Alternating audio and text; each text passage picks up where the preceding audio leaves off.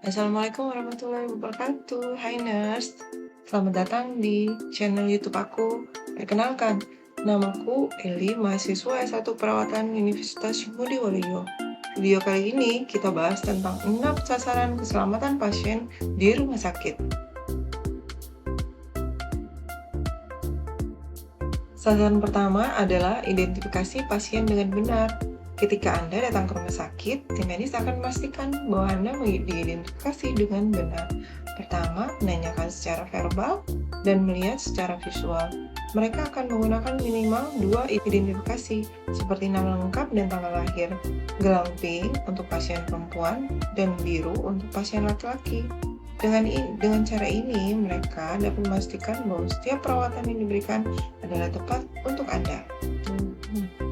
Sasaran kedua adalah komunikasi yang efektif antar staf medis. 1. Perintah lisan dan yang melalui telepon ataupun hasil pemeriksaan dituliskan secara lengkap oleh penerima perintah. Sasaran keselamatan pasien yang ketiga, meningkatkan keamanan obat-obat yang harus diwaspadai. 1. Obat yang presentasi tinggi dalam menyebabkan kejadian kesalahan error atau kejadian sentinel. Kedua, obat yang berisiko tinggi menyebabkan dampak yang tidak diinginkan. Ketiga, obat-obat yang tampak mirip ucapan, mirip nama obat, rupa, ataupun obat-obat yang look alike, sound alike alasan. Kebijakan dan atau prosedur dikembangkan agar memuat proses identifikasi, lokasi, dan pemberian label dan penyimpanan obat-obat yang perlu diwaspadai. Kedua, kebijakan dan prosedur diimplementasikan.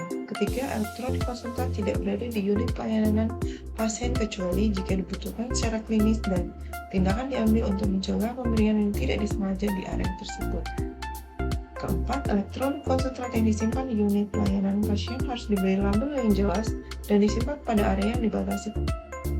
Sasaran keempat, memastikan lokasi pembedahan dengan benar, prosedur yang benar, serta pembedahan pada pasien yang benar untuk memastikan tidak terjadi salah lokasi, salah prosedur, salah pasien operasi. Beberapa kejadian tersebut yang mengkhawatirkan dan biasa terjadi di fasilitas kesehatan. Penyebabnya, 1. Komunikasi yang tidak efektif atau tidak adekuat antara anggota tim bedah. 2. Kurang tidak melibatkan pasien di dalam pembenahan lokasi atau site marking. 3. Tidak ada prosedur untuk memverifikasi lokasi. Sasaran kelima, mengurangi risiko infeksi akibat perawatan kesehatan. Pokok dari eliminasi infeksi adalah cuci tangan atau hand hygiene yang tepat, mengadaptasi pedoman hygiene terbaru yang diterbitkan dari WHO, Patient Safety.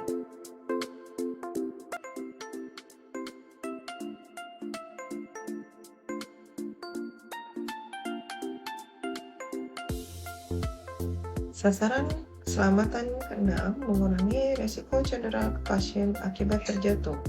Jumlah kasus jatuh menjadi bagian yang paling bermakna penyebab cedera pasien rawat inap.